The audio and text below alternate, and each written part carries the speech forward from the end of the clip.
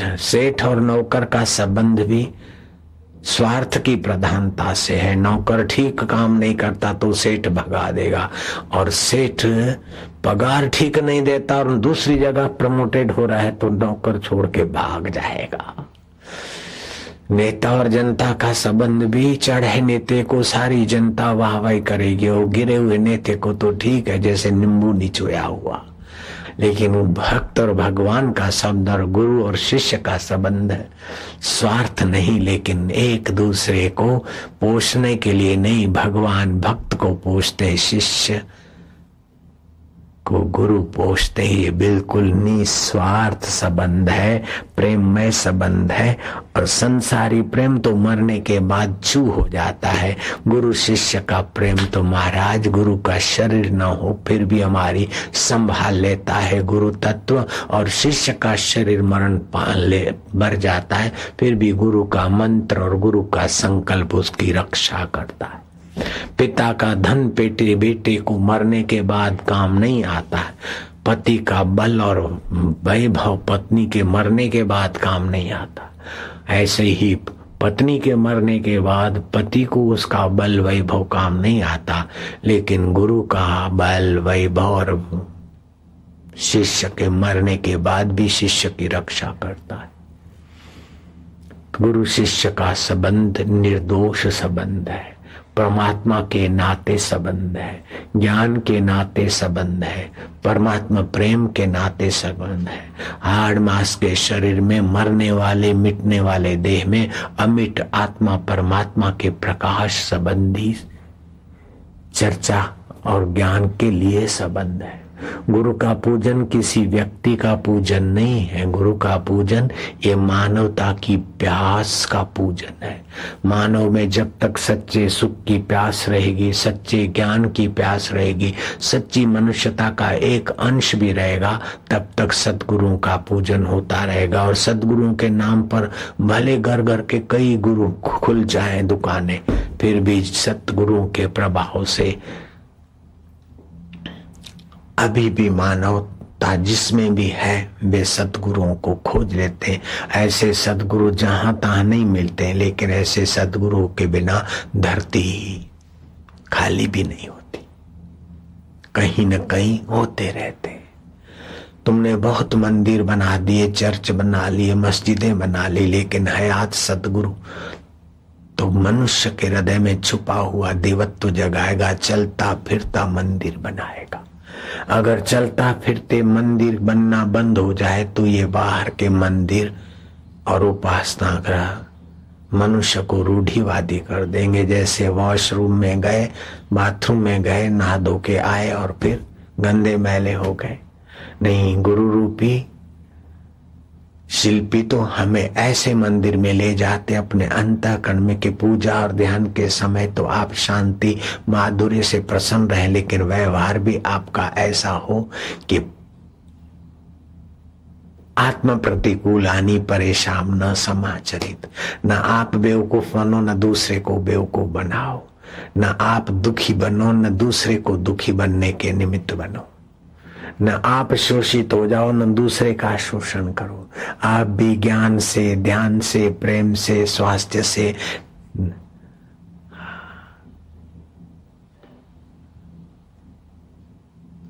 ऐहिक और आध्यात्मिक उन्नति में आगे बढ़ो और दूसरे को भी करो। मूर्ति या उपासना ग्रह आपको कुछ बोलेंगे नहीं, लेकिन हयात गुरु तो पद पद पे आपके दोषों को हटाने के और उसकी जगह पर सद्गुण भरेंगे और आपको हिम्मत देंगे, साहस देंगे, योग्यताएं देंगे, नुस्खे बताएंगे। कोई भी साधक हो, किसी भी मंत्र को सिद्ध करना चाहे तो सिद्ध आसन में बैठकर मंत्र आसानी से सिद्ध होगा, शीघ्र लाभ होगा। बाथरूम पेशाब करने की जगह से नीचे का भाग, शौच जाने की जगह से ऊंचे ऊपर का भाग, बीच का भाग, बाथरूम और शौच के बीच खड्डे जैसा जिसको सिवनी बोलते, तो बाहें पैर के एड़ी पर सिवनी रख दी और दाएं पैर से बाथरूम करने की जगह पर बीच में साथल में बायां पैर दायां पैर रख दिया, हो गया ये सिद्धासन।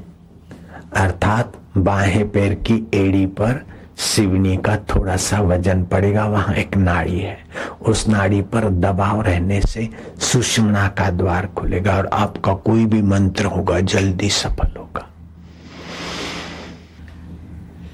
नारायण नारायण नारायण नारायण नारायण नारायण नारायण 21 बार ओम नमो नारायण ओम नमो नारायण जप करके पानी में देखें और वो पानी पिए रोज सुबह तो आरोग्य की रक्षा होगी। ओम हुम विष्णवे नमः ओम हुम विष्णवे नमः इस प्रकार का 108 बार जप करें। वो पानी में देखें, वो पानी जहाँ रहते वहाँ छिटके और पिए तो आरोग्य की रक्षा होती है। शरीर स्वास्थ्य की बातें तो और भी कई बार बताई गई है, अभी भी थोड़ी बहुत सुनते हो, लेकिन मन को स्वस्थ रखो। इसी जन्म में भगवत प्राप्ति करनी है। एक बात ध्यान रखना कि संसार से अलग हुए बिना संसार का ज्ञान नहीं होता और परमात्मा से एक हुए बिना परमात्मा का ज्ञान नहीं होता।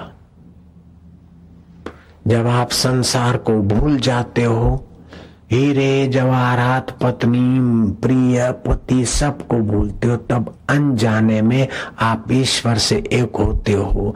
अनजाने में ईश्वर से एक होते हो, वहां अज्ञान का पर्दा है, फिर भी दूसरे दिन स्वस्थता शांति का एहसास करते हो। अगर जानकर ध्यान भजन के द्वारा अपने मैं को ईश्वर में एक बार ठीक से मिला दो तो महाराज आप खुली आंख हंस हंस देखूं, सुंदर रूप निहारूं, साधुबाई सहज समाधि भली।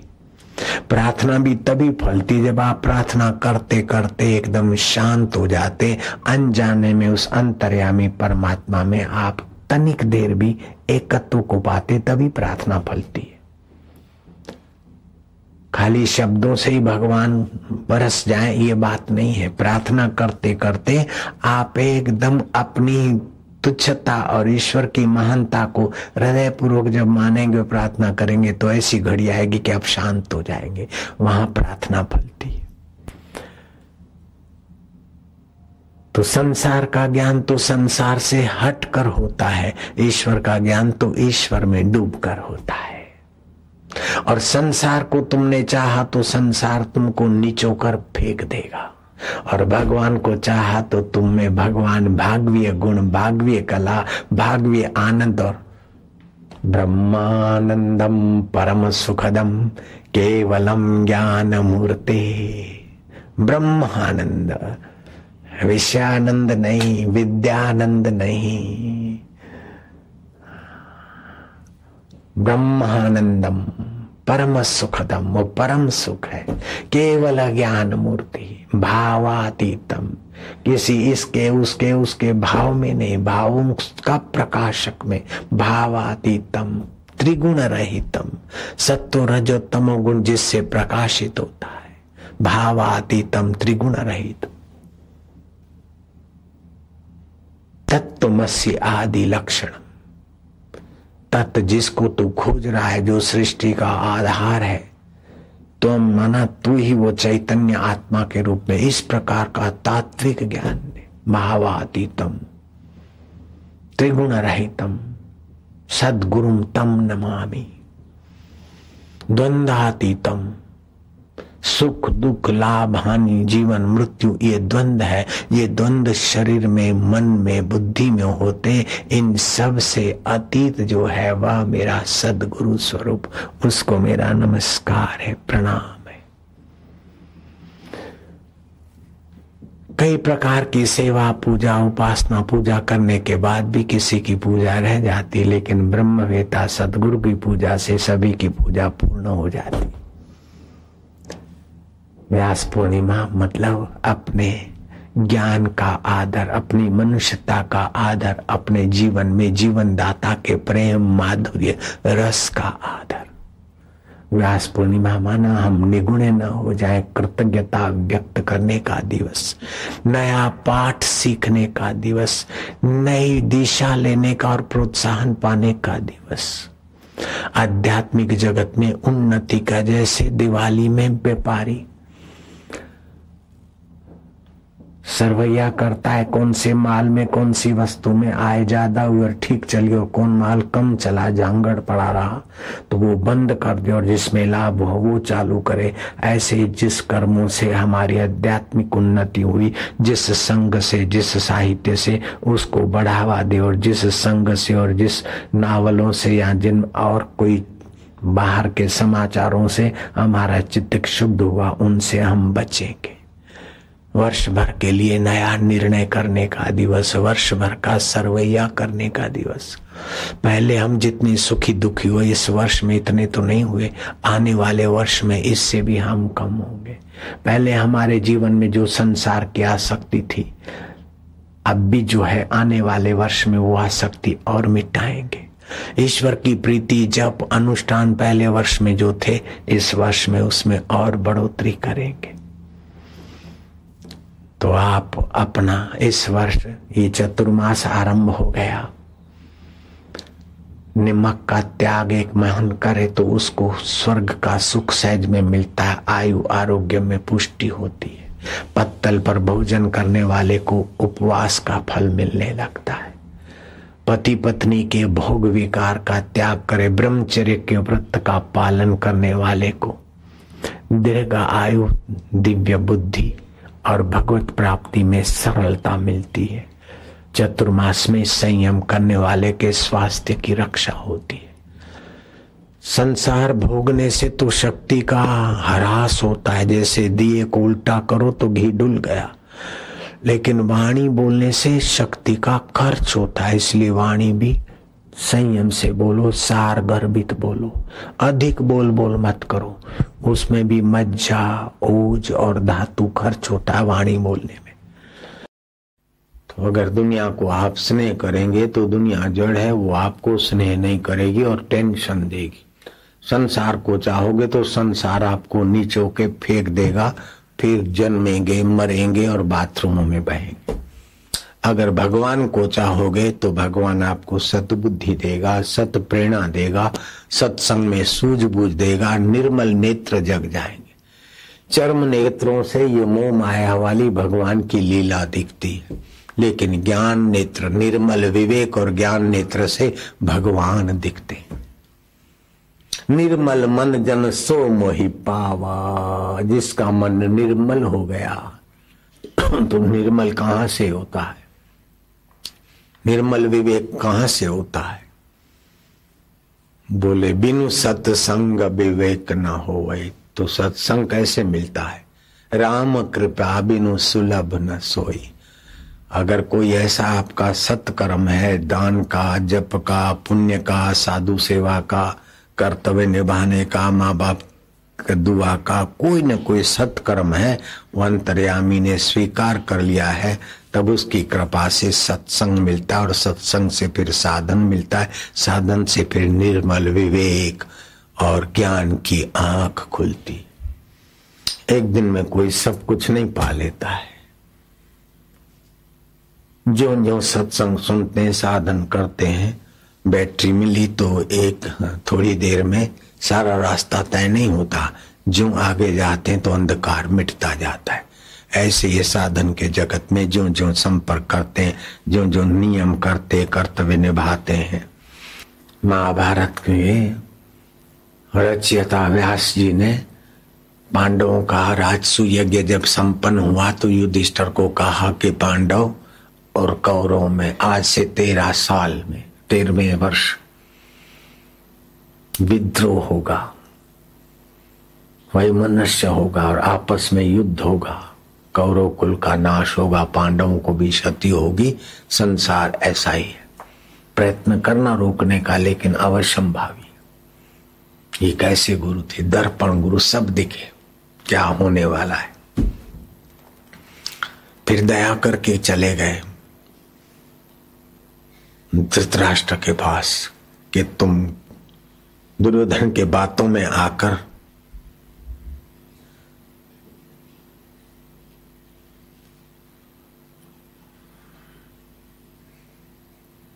अनर्थकारी निर्णयों में हाँ नहीं भरो और उसको रोको। ठीक नहीं। जब उन्होंने जुआ के युद्ध में पांडवों को हराकर वन में भेज दिया। फिर भी दुर्योधन के मन में रहा कि कैसे भी करके पांडवों को 13वें वर्ष अज्ञात वर्ष है उनको मरवा दें। इस महापुरुष को पता चल गया, दर्पण गुरु का भी गुण था। दृष्टि दे दी संजय को। महाभारत वहां हो रहा है, कृष्ण वहां उपदेश दे रहे हो, यहां घर बैठे थे। दृष्टि डाल दी और सामने वाले के मन में शांति आनंद आने लगा। ऐसे समर्थ गुरु थे। जाकर समझाया कि दुर्योधन को इस दुष्ट कर्म से आप रोक दो और दुर्योधन को ये सलाह दो कि अभी पांडवों के पास जाए और उनके सत्संग में जाए। 12 वर्ष जो वन में घूम रहे हैं, पांडवों का संग करे तो उसके मन में से द्वेष चला जाएगा और राज्य की लालच चली जाएगी। भौतिक लाभ के को महत्व न दे, आध्यात्मिक लाभ ही जीवन का सार है। लेकिन वो मानेगा नहीं तो तब भी तुम प्रयत्न करो। अगर नहीं मानेगा तो वैशंपायन जी आएंगे, उनका सत्संग रखो। और वो वैशंपायन की बात नहीं मानेगा तो वैशंपायन जी श्राप देंगे। और हुआ भी ऐसा। तो इस संसार को दुर्योधन ने संभाला तो नहीं संभला। हिटलर, सिकंदर आए, कैसे कैसे आए। तो आध्यात्मिक लाभ का गला घोंटकर लौकिक लाभ का महत्व जानना, ये मलेच्छ बुद्धि का काम है। विवेकानंद बोलते थे कि विदेशों में मलेच्छ मति की बहुलता है। खाना पीना और देह को सर्वस्व मानना, देह की सुविधा, देह का ऐश आराम और 5-25 व्यक्तियों और मित्रों के अंदर बड़ा आदमी कहलाना, बस जीवन का लक्ष्य इतना ही। और परिणाम में क्या है कि अशांति, आत्महत्या, आक्रांत, रुग्णता, बुढ़ापे की पीड़ा, मरे और फिर भटके और जन्मे। ये मलेच्छ बुद्धि का परिणाम। भगवान कहते हैं तमेव शरणम गच्छ सर्वभावेन भारता। तुम मुझ परमात्मा की शरण आ जा सर्वभाव से। शरीर से जो करे वो भी मुझ परमेश्वर को पाने के लिए, मन से जो करे वो भी मेरी प्रसन्नता और मुझे प्राप्ति, बुद्धि से जो निर्णय करे वो भी शाश्वत को पाने का करे। तो तेरे सारे दुख मिट जाएंगे। जगत की चीजें तो पाले हुए, जैसे पुरुष की छाया पुरुष के पीछे भागी हुई आती, ऐसे ही रोजी रोटी कपड़ा तो क्या तुच्छ चीज है। लेकिन दुर्योधन कपट से पांडवों को दबोचना चाहते थे। बोले इसमें दुर्योधन का ही विनाश होगा। दर्पण समान सब बता दिया। दुर्योधन माना नहीं और दुर्योधन का विनाश हुआ, ये दुनिया जानती। और सब अफे दफे हो गया। धृतराष्ट्र महाराज, गांधारी और कुंता जी गंगा किनारे चले गए। युधिष्ठिर महाराज उनसे मिलने गए। भगवान व्यास भी वहां प्रकट हुए। व्यास जी ने धृतराष्ट्र की व्यथा सुनकर उनको दिव्य चक्षु दिए कि तुम अपने पुत्रों को देखना चाहते हो तो आज संध्या को मैं उनको बुलाता हूं अपनी प्रतिस्मृति विद्या के बल से। गंगा जी में खड़े हो गए और आवाहन किया तो गंगा में से भीष्म पितामह, द्रोणाचार्य आगे आगे निकले। बाद में कर्ण, दुर्योधन और योद्धा निकले और दिव्य चक्षु से धृतराष्ट्र ने उनको देखा। वार्तालाप हुआ। रात भर आपस में गुफ्तगू हुई। कोलाहल तो वैसा हुआ जैसे युद्ध के समय जा रहे थे, वैसा कोलाहल। फिर नदी से जब निकले तो जैसे कुंभ के मेले में साधु स्नान करके निकलते, पानी का हल्ला गुला, ऐसे हुआ। वस्त्र आभूषण वैसे के वैसे दिखे, लेकिन कानों में कुंडल स्वर्गीय थे, हृदय में शांति थी। युद्ध के समय प्रतिशोध की आग थी, अभी शांति थी। तो जो जीव जैसे मरता है उसका मन उसी प्रकार का वेशभूषा धारण करके स्वर्ग का अधिकारी तो स्वर्ग में जाता है, यक्ष बनने का अधिकारी तो यक्ष को होता है। जैसे रात्रि को मानसिक संकल्प से सब कुछ बन जाता है, ऐसे मरने के बाद जैसा जैसा मन में वासना और क्षति होती, ऐसे ऐसे रूप बन के आदमी कई वर्षों तक जीता रहता है मंडलों में। व्यास जी ने उन सभी को बुलाया। सुबह होते होते उनको विदाईगिरी देनी है। वो सब प्रविष्ट हुए, अपने अपने लोक को भेज दिए। उनकी पत्नियों को कहा कि जो स्वर्ग में जाना चाहती है, पति लोक को पाना चाहती है तो जा सकते। जैसे श्री राम के साथ अयोध्यावासी भी नदी में प्रविष्ट करके वैकुंठ पहुंच गए, ऐसे तुम पति लोक को पहुंच जाती हो। ऐसे ऐसे समर्थ महापुरुष इस सनातन धर्म में हुए और किसी मजहब में मैंने आज तक सुने नहीं। जयराम जी की। द्विभुजी में से श्री कृष्ण चतुर्भुजी हो जाते थे। एक बार भीम और द्रौपदी में तू मैं हो गई तो द्रौपदी ने कहा कि तुम क्या कर लोगे, इतना रुबाब मारते हो। मैं कोई तो तू ऐसा क्या बोलती है, अभी चलो हम दोनों हाथ पकड़ के उठा के फेंक सकता हूँ। द्रौपदी को जो उन्होंने पकड़ा भीम ने, इतने में कृष्ण चतुर्भुजी होकर प्रकट हो गए। दो हाथ से द्रौपदी को पकड़ लिया उधर की ओर, द्रौपदी भी यूं कर रही थी, और भीम को पकड़ लिया और दोनों खुश खुश हो गए, गदगद हो गए। बोले अभी लड़ रहे क्यों हंस रहे? बोले हम आवेश में तो लड़ रहे थे, लेकिन हमारा संकल्प था कि ऐसे दिन कब आएंगे कि कृष्ण जब उनकी मौज आती, कोई परिस्थिति आती तो चतुर्भुजी बनते। श्री कृष्ण की चतुर्भुजी देखने की इच्छा थी। अच्छा हुआ कि हम लड़े कि तुम्हारे चतुर्भुजी रूप का दर्शन हुआ। ऐसा दूसरे मजहब में कोई चतुर्भुजी अवतार हमने नहीं देखा, सुना नहीं। हम तो बड़े भाग्यशाली कि हमारा सनातन धर्म में जन्म हुआ। कोई बसमा करते हैं, कोई सुन्नत करते हैं, कोई कुछ करते हैं, तभी उसके धर्म में प्रवेश होते। हम तो जन्म जात सनातन धर्म में हिंदुओं के जन्म थे और हमारे इस पर्व में 40 पर्व है और उन सभी पर्वों का सिरमौर आध्यात्मिकता का सिरताज गुरु पूर्णिमा। ये कपड़े सजाकर घूमने का पर्व नहीं है, मिठाइयां खाकर मनाने वाला पर्व नहीं है, पटाखड़े फोड़कर धुआं करने वाला पर्व नहीं है।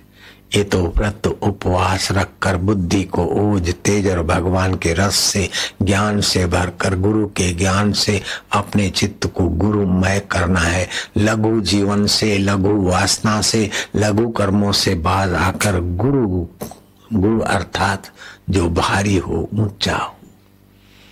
भारी में भारी तो तुम्हारा आत्मा परमात्मा का महत्व है। तो व्यास भगवान ने वेदों के विभाग किए, 18 पुराण उपपुराण रचे। हर चतुर्युगी में एक एक व्यास, ये 28वीं चतुर्युगी के कृष्ण द्वैपायन व्यास हुए। कभी एक समय था वशिष्ठ जी भी व्यास जी का काम किया, वो जो शास्त्र रचित। तो ये 28वें व्यास जी है। ये शास्त्रों में मिलता है। तो हमारे शास्त्र कितने दिव्य हैं, कितनी ऊंची बात, कितना ऊंचा साहित्य। और अभी भी ये व्यास जी का ही उच्छिष्ट है। जो भी किसी ने पुस्तक या आध्यात्मिक बनाई या मत पंथ मजहब बनाया है, वो व्यास जी के शास्त्रों का ही सीधा लिया हुआ कुछ मसाला है। बाकी का अपना थोड़ा लेबल लगा के मत पंथ मजहब चलते। दुनिया के मत पंथ मजहब चलाने वाले कोई न कोई मनुष्य है, कोई न कोई पुरुष है। तो और सारे धर्म मनुष्य के मस्तक की से प्रकट हुए, लेकिन हिंदू धर्म सनातन धर्म किसी के मस्तक की उपज नहीं। यहाँ तक कि कृष्ण के मस्तक की भी उपज नहीं और राम जी के मस्तक की भी उपज नहीं। राम जी के पहले सनातन धर्म हिंदू धर्म था। यज्ञ की विधि से यज्ञ पुरुष प्रकट हुए, खीर से श्री राम जी अवतरे। कृष्ण के पहले था, अनादि काल से चला आ रहा है और अनंत अनंत उसमें साधनाएं विद्याएं छुपी है। थोड़ी सी विद्या का आश्रय ले तो आपका जीवन निर्भर हो जाता है, निश्चिंत होता है। बोलते एक घड़ी आधी में पुण्याद, तुलसी संगत साधकी हरे कोटि अपराध। 100 काम छोड़कर भोजन कर लेना चाहिए, 1000 काम छोड़कर स्नान करना चाहिए टाइम से, 1,00,000 काम छोड़कर दान पुण्य कर लेना चाहिए नश्वर धन शाश्वत की प्रीति के लिए, लेकिन करोड़ काम छोड़कर हरि का ज्ञान, हरि का ध्यान, हरि का प्रेम रस पा लेना चाहिए। इसी में बुद्धिमानी है। इसीलिए भौतिक मटेरियल्स लाभ देखकर आध्यात्मिक लाभ को छोड़ना बेवकूफी है। आध्यात्मिक लाभ होता है तो भौतिक लाभ की ऐसी तैसी, क्योंकि एक दिन तो ऐसी तैसी होने वाली है। तो आपने ईश्वर के लिए ऐसी तैसी की तो कोई बात नहीं, एक दिन तो सब छूटना है। तो ईश्वर प्राप्ति के लिए थोड़ा उसकी आसक्ति छोड़ दी तो क्या घाटा पड़ा। दुनिया के लिए भगवान को छोड़ोगे तो न दुनिया सुख देगी न भगवान मिलेंगे, रीते रह जाओगे छटपटाते। और दुनिया को आसक्ति करोगे तो दुनिया तुमको नीचो के फेंक देगी, और भगवान में आसक्ति करोगे तो भय है प्रीति रस आनंद और माधुरी। संसार के दोस्तों में मोहब्बत करोगे तो संसार के दोस्त तुम्हारे को चटोरा बनाकर सेक्सी बनाकर तुम्हारे को नीचो के फेंक दोगे। और महापुरुषों से अगर प्रीति और आसक्ति करोगे तो भगवान के ज्ञान में ध्यान में सत्संग में गुरुत्व में लगाकर तुम्हें उन्नत कर देंगे। अब मर्जी तुम्हारी। तो ईश्वर के लिए जगत की आसक्ति छोड़नी पड़े तो आराम से छोड़ दो, लेकिन जगत के लिए ईश्वर की प्रीति ईश्वर की भक्ति ईश्वर का नियम टेम नहीं छोड़ो। अगर नहीं छोड़ते तो ईश्वर तो चैतन्य जानते तो ईश्वर मिलेंगे, तो जगत तो पाली हुई छाया के नहीं पीछे पीछे आएगा। अगर जगत के लिए ईश्वर को छोड़ोगे तो जगत टिकने वाला नहीं है, वो तो नीचों के फेंक देगा। न ईश्वर मिलेगा न जगत मिलेगा। राजा निर्ग क्रिकेट हो गए, कुएं में पड़े। अजनाब खंड का नाम जिस प्रतापी राजा के नाम से भारत पड़ा, वो भरत हिरण होकर बेचारे तिनके चुभ रहे। मिथिला का राजा अजगर होकर पड़ा है, सांप बन गया, उसकी माँ ही उसको खा गई। फिर दूसरी योनि में गया, मेढक पकड़ा तो किसी ने मारा पत्थर। कहा मिथिला का राजा। तो जगत में प्रीति करोगे तो अंत बुरा है, भगवान में प्रीति करोगे तो वर्तमान भले थोड़ा सादा असूदा कठिन लगे, लेकिन समझो एक आदमी भगवान को प्रीति करता है, ध्यान भजन करता है, ज्यादा कावा दावा नहीं करता, रहने को उसको साधारण घर है। दूसरा है जो जगत को प्रीति करता है, उसके पास रॉयल्स गाड़ी है, मर्सिडीज गाड़ी है, 2 कंपनियां हैं, एक हांगकांग में है, एक थाईलैंड में है, तीसरी कंपनी अब खोली, चीन में खोली, चौथी अब खोली है, वहां खोली है। और मालिक है, कई कंपनियों का मालिक है, मिलियनर है, बिलियनर है, ट्रिलियनर है। और महाराज अपने फ्लैट, अपने बड़ा आलीशान फार्म हाउस है, उसी पे उसका हेलीकॉप्टर उतरता है, फिर जाता है हीरो के बाजार का मार्केटिंग उसके हाथ में है। इतना बड़ा है उतना बड़ा है, लेकिन देखो तो उसको और टेंशन। सरकार बदली तो टेंशन, मैनेजर बदला तो टेंशन, रात को ठीक से नींद भी नहीं आती। क्या ये बड़प्पन है कि कंगालियत है? और फिर लेडी को सजाएगा धजाएगा, अपनी असिस्टेंट से सुख भोगेगा, अपनी मैनेजर से सुख लेगा, उससे सुख लेगा, कमर तोड़ कार्यक्रम करेगा, गोलियां खा खा के, टेबलेट खा खा के है। अहंकार का सुख मिलेगा, सच्चे सुख से दूर चला जाएगा। दूसरे तरफ सुखदेव जी महाराज है, लीलाशाह महाराज है, या और कोई सज्जन है, शबरी बिलन को ले लो, खाने को अनाज नहीं है, फल कंद मूल चुन कर ले आते। और गुरु जी तो चले गए, आश्रम में कुटिया में पड़ी है, बाहर से अनाथ जैसी लगती, लेकिन गुरु मंत्र साथ में है। गुरु जी की आज्ञा पाल रही है कि भगवान आएंगे, बैठिए। मन में शांति है, बुद्धि में ज्ञान है, हृदय में प्रेम है, और वो प्रेम भरी निगाह से देखती है तो वहां का सांप और चूहा एक साथ जी रहे हैं, हिरण और शेर एक साथ खेल रहे हैं। अब बताओ शबरी का सुख बढ़ा कि उस टिलियनर का सुख बढ़ा? राम जी शबरी के जूठे बैर खाते हैं, और उस टिलियनर का तो होटलों में डिनर का निमंत्रण राम जी को मिले तो राम जी बोलेंगे तू पागल तो नहीं हो गया कि मुझे डिनर के लिए बुला रहा है 7 स्टार में। जयराम जी की मां बहन मॉडर्न थी मैं, हाँ 5 स्टार क्यों बोले हम? मन का ही खाना है तो तेल के लड्डू क्यों बनाना 7 स्टार होटल में? वो टिलियनर बुलाए राम जी को तो राम जी बोलेंगे ये मेंटली रिटायर हो गया है, क्या बात करता है पागल, मैं कहीं 7 स्टार में आऊंगा, मैं तो शबरी के बैर खाने जाऊंगा। तो समझो सादा सुदा रहते हैं, बाहर से कोई आपको पहचानता नहीं, फिर भी हृदय में शांति है, प्रसन्नता है, भगवान का जप है, ध्यान है, ज्ञान है, आप अपने आप में संतुष्ट रहते हैं। वो आदमी जो संतुष्ट रहता है वो सुखी है कि मिलियन है, बिलियन है, टेंशन है, पचता नहीं है, ये गोलियां खाओ, ये इंजेक्शन लो, यहाँ चेकअप कराओ, वो चेकअप कराओ। वो आदमी सुखी है कि जिसके पास कुछ नहीं है फिर भी संतुष्ट है और मरने के बाद भगवतमय हो जाएगा और वो मरने के बाद प्रेत होके भटकेगा। तो बोलो कौन चतुर है, कौन सच्चा सुखी है, किसने गुरु सौदा किया है, किसने लघु सौदा किया है। इसलिए एक एक कदम उठाओ तो संभाल के, मनुष्य जन्म बड़ा कीमती है। मन तू ज्योति स्वरूप अपना मूल पिछान, ये जानकारी ज्ञान स्वरूप आत्मा की है, परमार्थिक सत्ता की। जो लोग बोलते मैं क्या करूं, समझ में नहीं आता, तो रजोगुण तमोगुण बढ़ने से और व्यवहारिक सत्ता का दबाव पड़ने पर बुद्धि पर समझ में नहीं आता। फिर उपाय बताते कि मेरो चिंत्यो होत नहीं, हरि को चिंत्यो होए, हरि चिंत्यो हरि करे, मैं रहूं निश्चिंत। ये चिंता मिटाने के लिए सांत्वना है। तो परमार्थिक सत्ता सत्य है। व्यवहार में कितना भी धन मिल जाए, मान मिल जाए, पद मिल जाए, फैक्ट्रियां मिल जाए, ऐशो आराम मिल जाए, लेकिन परमार्थिक सत्ता का ज्ञान नहीं है, परमार्थिक सत्ता में जगे हुए महापुरुष का संपर्क नहीं है, तो वो आदमी अभागा जरूर है। क्योंकि व्यवहार में जो मिला है वो बदल जाएगा, लेकिन उसका घमंड और उसके पाप वासना को लेकर मरेगा तो फिर नीच योनियों में जाएगा। व्यवहारिक सत्ता को जो सत्य मानते हैं और संसार की चीजों से ही जो सुखी होना चाहते, वे ज्यादा तनाव में आ जाते, ज्यादा टेंशन में आ जाते, और सुख सुविधाएं हैं तो अपने इर्द गिर्द वालों को तुच्छ समझते हैं और अपनों में विशेषता लाते।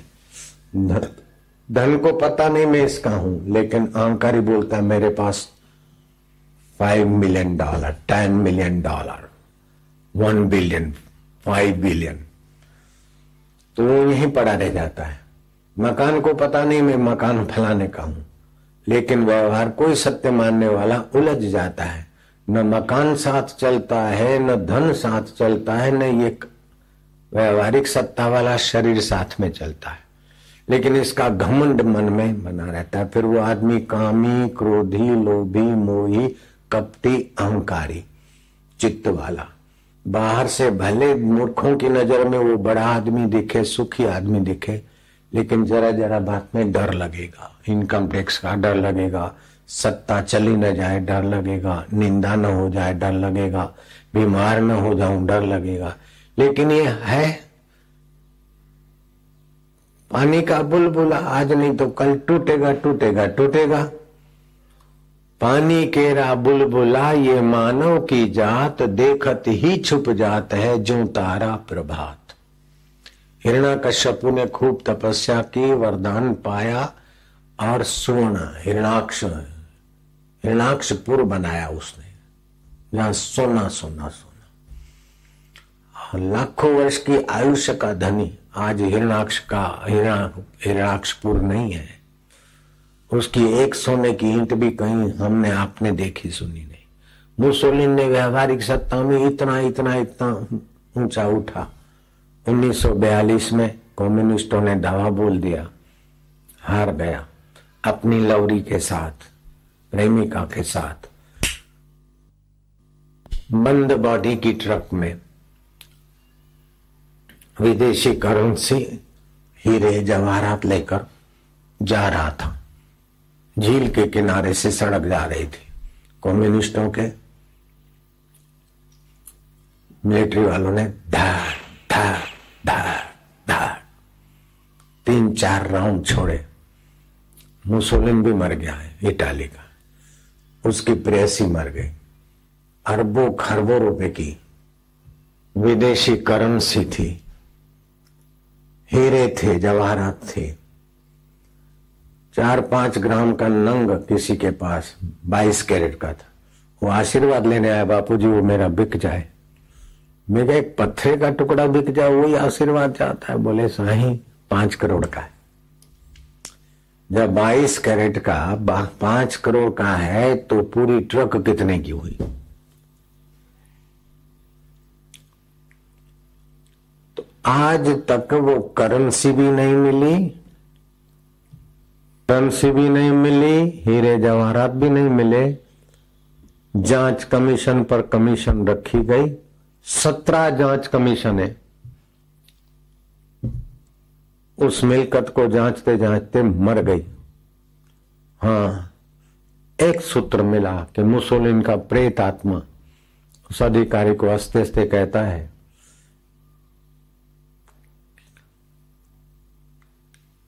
कि मेरी डिजायर नहीं मरी, मेरी बॉडी मरी है, इच्छा नहीं मरी अभी। उस प्रेत, मुसोलिन प्रेत ने किसी अधिकारी को आत्महत्या करवाई तो किसी को पागल कर दिया, कोई फांसा खा के मर गया। 63-64 वर्ष के फासले में आज तक उस झील के किनारे खाली ट्रक मिली, उसके बाद का सामान नहीं दिखा। वो प्रेत संभाल रहा है। तो इन ऐहिक चीजों को, व्यवहारिक सत्ता को सत्य मानकर जो अपने में बड़प्पन की, बड़ा होने की या बड़प्पन की भावना करता है वो ठगा जाता है। धन जोबन का करे गुमान, सो मूर्ख मंद अज्ञान। तो इस शरीर का और बाह्य सत्ता का पोल जान लेना चाहिए, बराबर निभाओ अपना व्यवहार कर्तव्य। लेकिन ये शरीर सदा नहीं रहेगा, सत्ता सदा नहीं रहेगी, संबंध सदा नहीं रहेगा, लेकिन हमारा और परमात्मा के साथ का संबंध कभी मिटेगा नहीं। ईश्वर के साथ का आपका संबंध कभी मिटा नहीं है, मिटेगा नहीं। और अगले जन्म के दोस्त यार और शरीर का संबंध अभी नहीं है।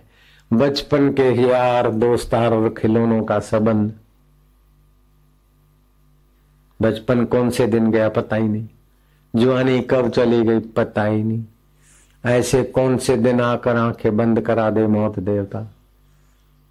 तो ये व्यवहारिक जगत का पोल जानकर आसक्ति मिटाकर परमार्थिक जगत में प्रीति करना। बोले बापूजी आपका क्या मत है, क्या सिद्धांत है?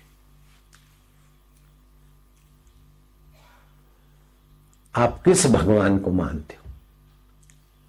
भगवान तो मत जान लो, फिर भगवान को मानते हो न मानते हो न पूछो। मेरा क्या मत है? मेरा आपका क्या मत है? मेरा मत है व्यास जी का मत।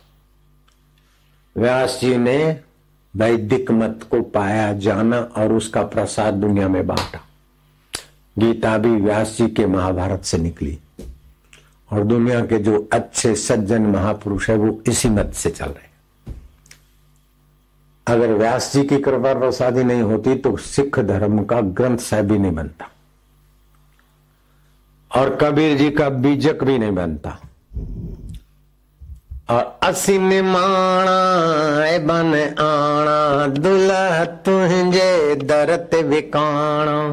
करीम भलायूं भाल, आयो लाल झूलेलाल, आयो लाल झूलेलाल।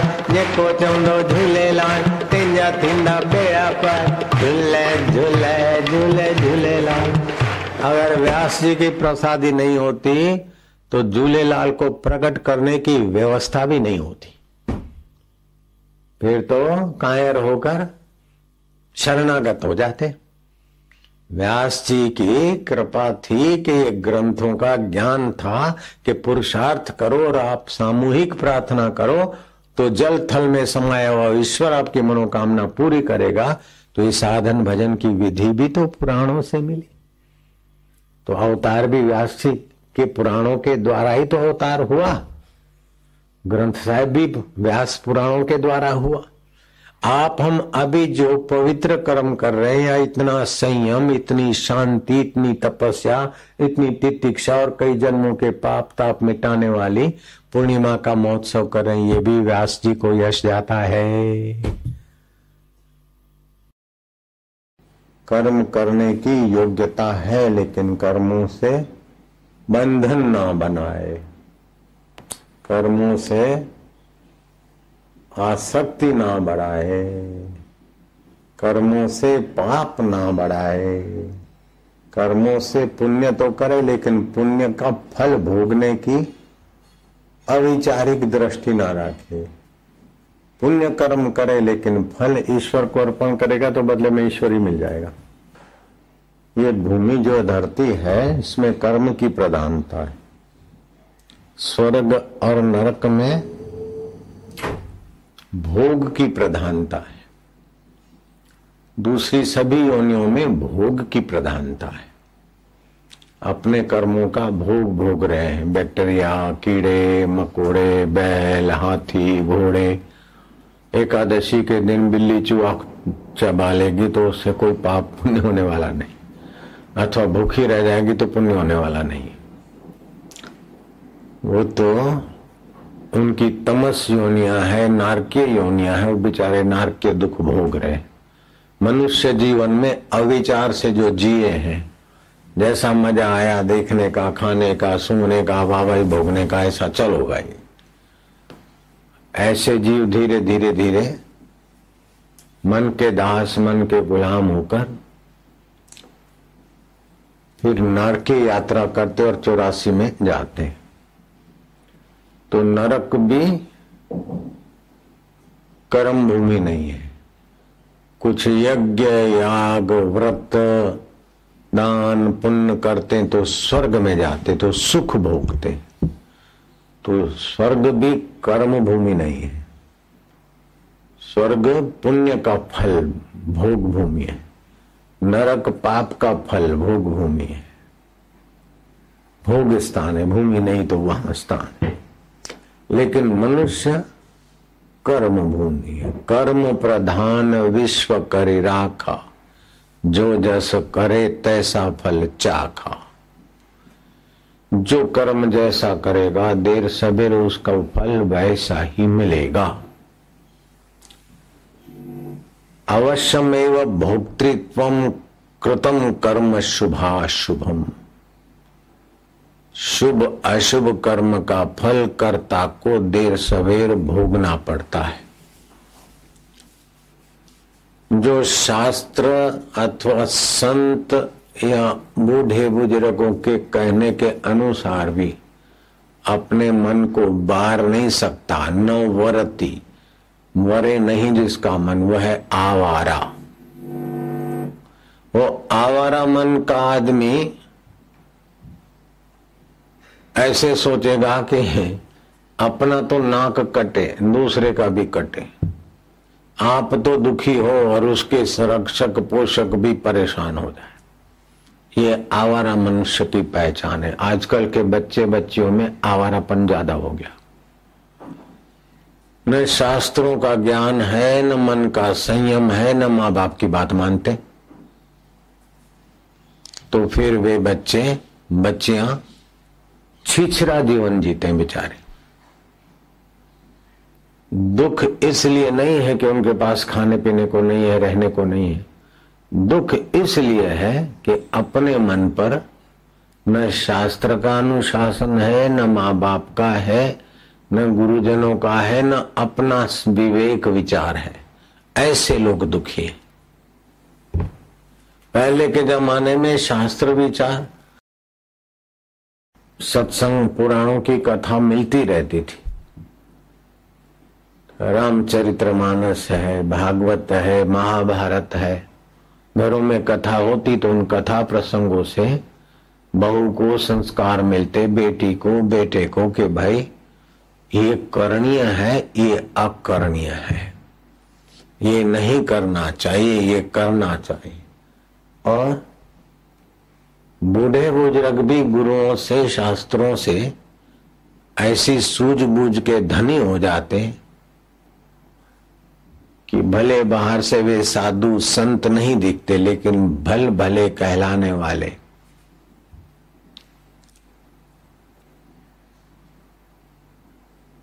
यात्रा करने वाले साधुओं को उपदेश देने की ताकत रखते थे। उज्जैन में एक ऐसा बुढ़ा था, किसान था, ज्यादा पढ़ा लिखा भी नहीं था, लेकिन सब ते सेवा धर्म कठोरा, सेवा करनी चाहिए। सुख भोगना ये बहादुरी नहीं है, लेकिन अपने द्वारा दूसरों को भगवान के रास्ते जाते हैं तो सेवा आदि करके उनको सुख पहुंचाना, तो अपने सुख की लालच मिटती है और भगवान सुख स्वरूप संतुष्ट होते हैं। ये बात परंपरा से, पिताजी से, दादाजी से, संतों से, जहां से भी सुनी उसने। दो साधु घूमते घामते महाकाल के दर्शन करने आए उज्जैन में। अब शाम हो गई है, कहाँ रहेंगे? किसी मठ मंदिर में रहेंगे तो मठ मंदिर का नियम पालना पड़ेगा। आवारा मन के भटकने वाले नियम से तो भागते फिरते हैं। अरे किसी होटल में जाना होता है ना, तभी भी उसका नियम पालना पड़ता है। एयरपोर्ट पे जाते हो तो एयरपोर्ट का नियम पालना पड़ता है। लेकिन जो आवारा मन के हैं वे सुविधाएं, सुख तो चाहते हैं, लेकिन आज्ञा पालन अथवा नियम से वे दूर भागते फिरते। ऐसे भटकते हुए दो साधु किसी से पूछने लगे कि कोई धर्मात्मा का घर बार है कहीं, हमको रात ठहरना है।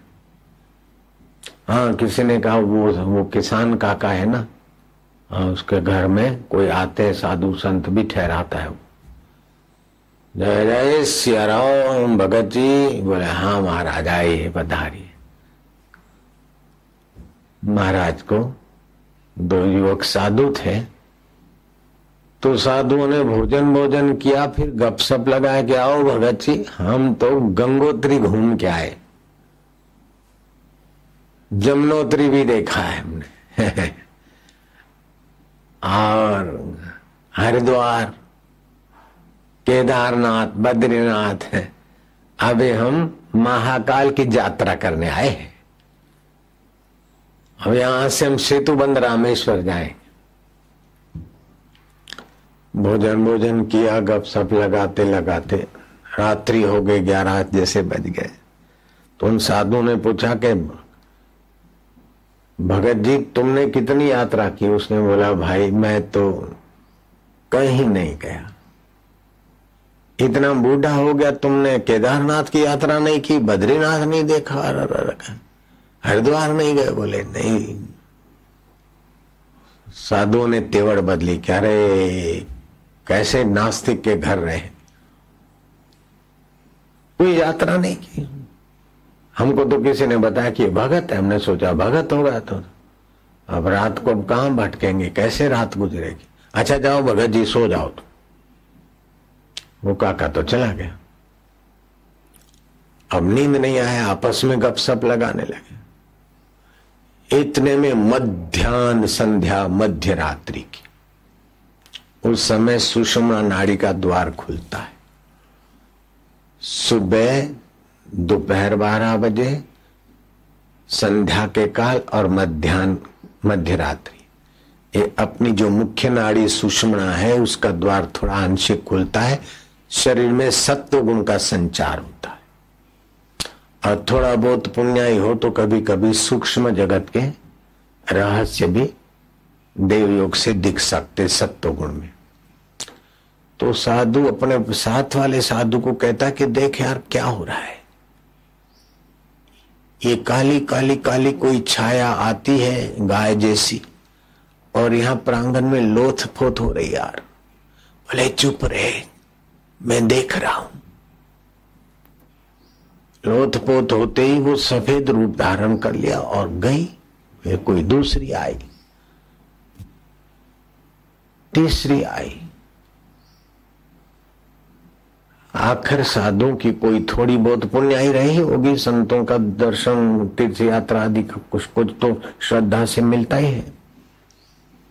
जाते जाते आखिरी गाय जब लोथपोत होकर सफेद हुई तो ये साधु उठ खड़े हुए कि एक काले कलुट आकृति में से प्रकाशमय होने वाले आप कौन हो? भूत हो, प्रेत हो, यक्ष हो, गंधर्व हो, किन्नर हो?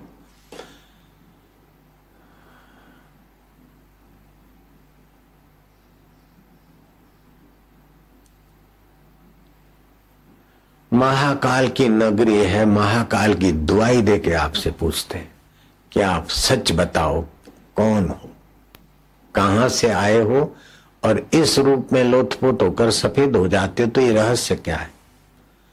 तो उसने कहा कि अभी हरिद्वार में कुंभ का मेला गुजरा। कोई देव प्रयाग है तो कोई रुद्र प्रयाग है,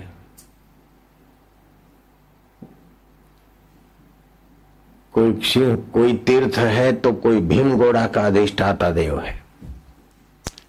लोग नहाकर हम में पाप छोड़ गए थे और हम जिसको तुम बूढ़ा बोलते हो और भगतड़ा है और तीर्थ नहीं किया है, इसकी चरण रज जिस प्रांगण में पड़ी और गाय के गोबर से लिपाई होती रहती है, यहां लोथपोत होकर हम निष्पाप रूप धारण करके जा रहे हैं। तो हम तीर्थ हैं, तीर्थ। तब उन मनमुख साधुओं को प्रकाश हुआ कि जिसको हम बोलते कि कहीं घूमने नहीं गया, कोई यात्रा नहीं की, तो ये तीर्थ आकर यहां पवित्र होते हैं। बोले वो विचार से कर्म करता है, विवेक से कर्म करता है और कर्म करने में कर्तृत्व भाव नहीं रखता। सत्संग के आधार पर उसके हृदय में आत्म प्रकाश हुआ है, वो सदैव आत्म तीर्थ में नहाता है। तीर्थ 3 प्रकार के होते हैं, जैसे गंगा है, यमुना है, सेतुबंध रामेश्वर है, पुष्कर है, ये स्थावर तीर्थ है। दूसरे आत्मा परमात्मा के तरफ ले जाने वाले सच्चे अनुभवी संत जहां भी विचरण करते वो जंगम तीर्थ माने जाते। और तीसरे हैं आत्म तीर्थ, सत्य में रहे, झूठ कपट ना करे, ब्रह्मचर्य महातीर्थ, सत्य महातीर्थ, आत्म विश्रांति पावन तीर्थ है। शौच माना शुद्धि, मन की, तन की, वाणी की, ये सर्वोपरि तीर्थ है। और ये जिसको तुम बुढ़ा और किसान मानते हो, ये सर्वोपरि तीर्थ मैं आत्मा है। तीर्थी कुर्वन्ति तीर्थाणी, ऐसे पुरुष जहां रहते हैं वह चरण रज तीर्थ हो जाती। हम यहां पावन होने को आए। उन दोनों साधु जो गुरु के वारने से नहीं वरे, आवारा मन के अधीन इधर से उधर, उधर से उधर घूमकर साधु को लगा कि अरे हम तो अपनी जवानी इधर से उधर, उधर से उधर सैर करने में, भटकने में नाश कर रहे हैं। जब तक विचार रूपी मित्र की शरण नहीं लेते, शास्त्र रूपी हितैषी का मार्गदर्शन नहीं लेते। शास्त्र किसे कहते?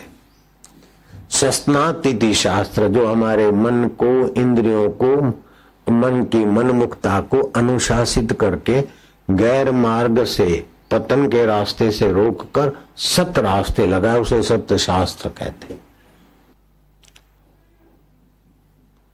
एक साधु को किसी ने कहा, लो महाराज ये गरम मसाला दाल में डालो, बहुत बढ़िया हो जाएगी। साधु ने ले लिया। हाँ महाराज, गरम मसाला बढ़िया लगा।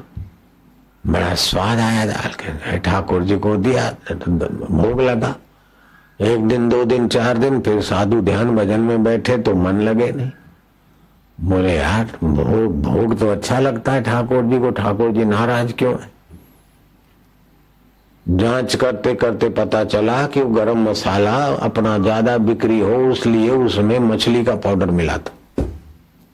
तो विचार के बिना वो भोग लगे और खाए और स्वाद आए, लेकिन जीभ के स्वाद से आपने हृदय के स्वाद का तो गला घोंट दिया ना। एक साधु मिला था मेरे को ऋषिकेश में, बड़ा मस्त प्रसन्न साधु। तो ऋषिकेश की गंगा के बेट में बालू में जरा ऐसे मस्ती से हम बैठे थे और उसको भी हमने देखा बैठा। फिर थोड़ी बातचीत। मैं क्या महाराज कहाँ से है? बोले स्वामी जी मेरे 3 आश्रम थे, महेश योगी का मैं गुरु भाई हूँ। 3 आश्रम में छोड़कर अब ये बस थोड़ा सा झोला लेकर यहीं गंगा किनारे पड़ा रहता। मैं क्या क्यों छोड़ दी? बोले स्वामी जी हम तो लोगों को योग सिखाए और लोग हमको भोग सिखावे। हम तो लोगों को भगवान देना चाहे और लोग हमको कचरा पट्टी देवे। संभाल संभाल के कब तक मेरा धत तेरे की छोड़। और फिर मैं योगा कराता था तो कुछ लड़के आते तो कुछ लड़कियां भी आती और ऐसे पहरे कि हमारे मन में बुरे विचार आ जाए। तो अब हम योग सिखाए, वो हमको भोग सिखाए, इसीलिए हम छोड़ के आ गए। तो विचारवान साधु मेरे को बहुत अच्छा लगा, मेरा उसके साथ स्नेह हो गया। तो समय टूंको छे, आ बधी वस्तु खरीदवामां साचववामां समय बर्बाद थशे तो ईश्वर क्यारे पामशो बेटा। तो इधर में उधर में, इधर उधर की बातों में, इधर उधर के भोगों में, इधर उधर के संग्रह में और इधर उधर के टिप टाप में समय बर्बाद हो जाएगा। तो ये चीजें तो आपको साथ में चलेगी नहीं, आपका समय अजाया होगा। तो ईश्वर प्राप्ति कब करोगे? बहुत पसारा मत करो, कर थोड़े की आस। बहुत पसारा जिन किया वे भी गए निराश। सुखदेव जी महाराज परमात्मा की मस्ती में आ रहे थे। साधु संतों ने देखा कि यह है ब्रह्मानंद में बिल्कुल विरक्त महापुरुष। उठ खड़े हुए और राजा परीक्षित को श्राप मिला था कि 7वें दिन तुमको तक्षक काटेगा, मौत आए। मौत आए मार ले, उसके पहले जहां मौत नहीं आती उस परमार्थिक स्वरूप आत्मा को, मेरे असली स्वरूप को मैं जान लूं। इसलिए अन्न जल छोड़कर गंगा किनारे बैठ गया था। राजा परीक्षित आखू राजपाट छोड़ीने બેસી ગયા હતા कि कोई महापुरुष મળે અને અમને સત્સંગ આપે।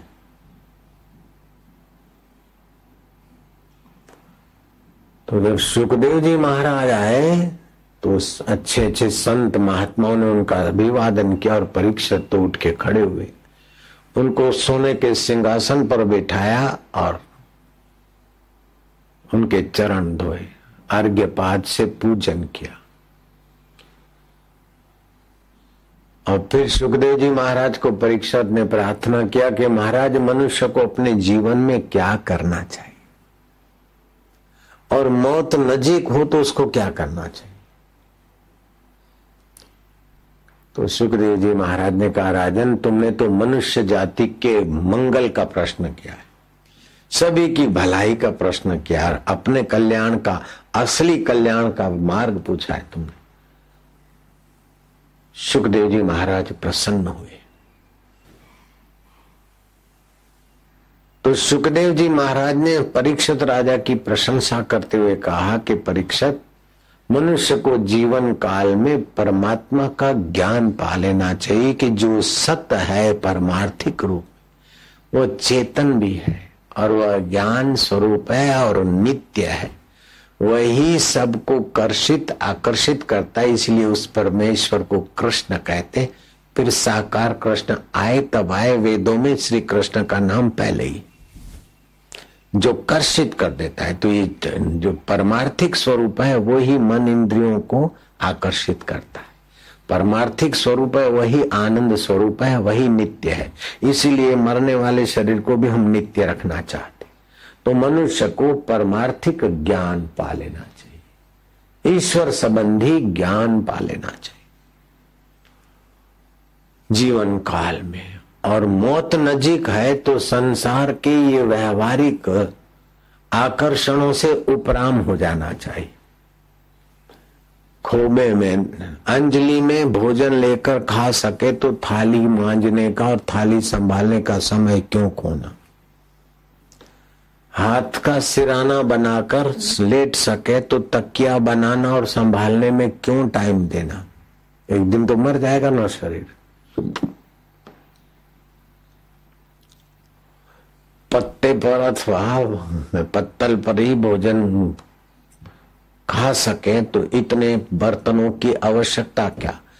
जिसको अपना असली परमात्मा ज्ञान पाना है तो वो विचार से विस्तार रोकेगा और अधिक से अधिक समय ईश्वर को पाने में लगा देगा।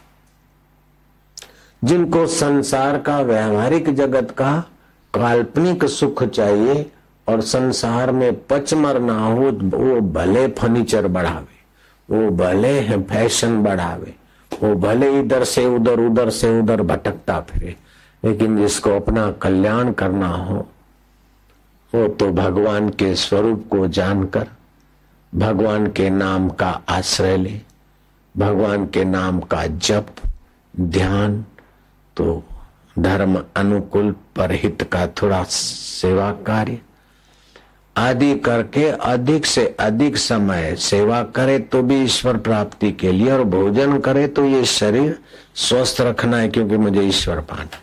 नींद करे ताकि दूसरे दिन इस शरीर से काम लेना, इसलिए मजा के लिए नहीं करे, शरीर को साधन बना दे। क्योंकि शरीर परमार्थिक नहीं है, व्यवहारिक है, इसका उपयोग कर लो बस।